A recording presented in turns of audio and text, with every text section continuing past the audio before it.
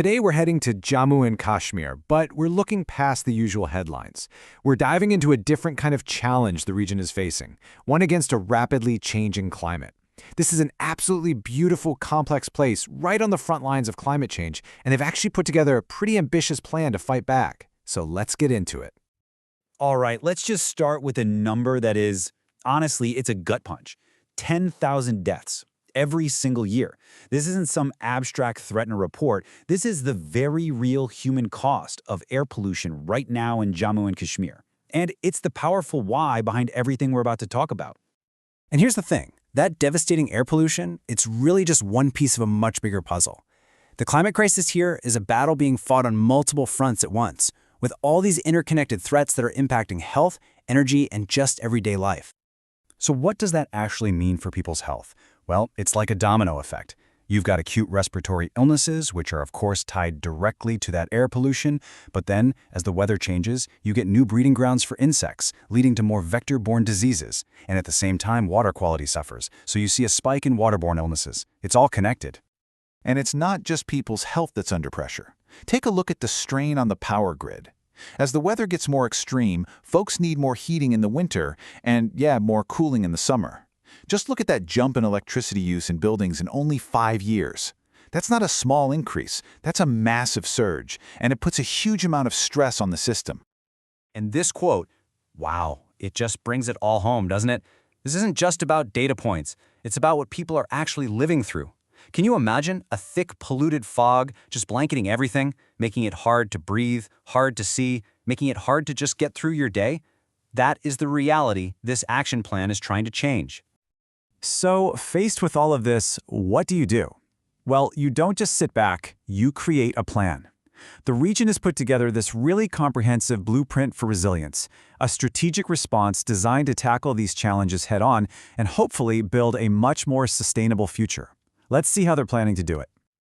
Okay, so the official name for this master plan is the SAPCC, the State Action Plan on Climate Change. You can think of it as the main playbook. Its job is to figure out first, where are all the emissions coming from? And then second, what are the specific strategies we can use to cut them down and deal with the effects we're already seeing? Now, this part is absolutely crucial. The whole plan is built on two big ideas. On one hand, you've got adaptation. That's all about adjusting to the climate change that is already here. Think, building better flood defenses. Then on the other hand, you have mitigation. That's about stopping the problem from getting any worse by cutting emissions at the source. Things like renewable energy or electric cars. You gotta have both. They have to work together. A plan is really just a document until you actually start putting it into action.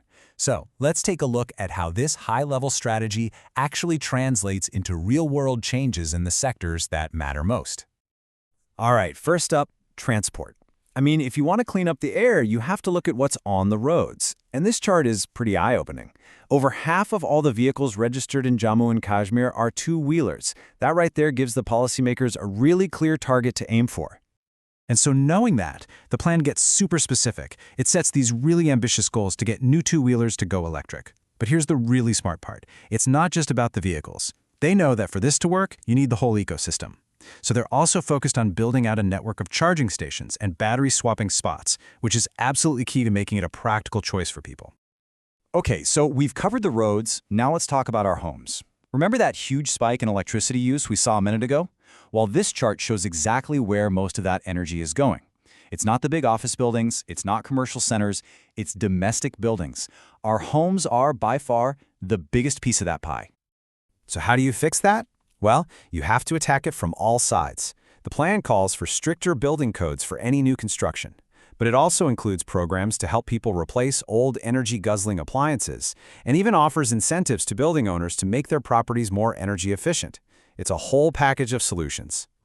And this isn't just a city-focused plan. It reaches right out into the fields, into the heart of the agricultural sector.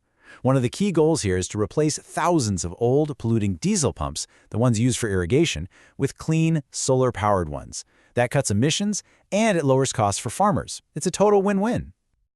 Okay, so the plan looks great on paper, right? It's ambitious, it covers all the right bases, but turning that plan into reality, well, that's where the hard work really begins. There are definitely some big hurdles on the road ahead. Let's be real for a second. Pulling this off is not going to be easy. There are some major challenges. Finding the money is a big one. So is having enough technical know-how. And then there's the classic government challenge of getting all the different departments to work together seamlessly. Making sure that climate-friendly thinking is baked into every policy, not just environmental ones. That's a huge task. But here's a really interesting way to look at it. That big funding challenge, it's also a massive opportunity. This transition to energy efficiency isn't just a cost, it's an investment. The potential is estimated at over 1,200 crore rupees.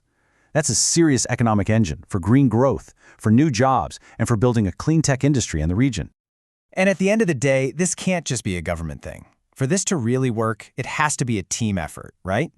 It takes individuals making different choices in their own lives, it takes communities pushing for local projects, and yes, it takes the government to provide that larger framework of investment and strong regulations to make it all possible. Which leaves us with this big final question. For a place with such a unique set of challenges, how do you balance that push for development and progress with the absolute necessity of a sustainable future? It's a really delicate balancing act. But what this action plan shows is that it's not about choosing one or the other. It's about charting a course that can deliver both.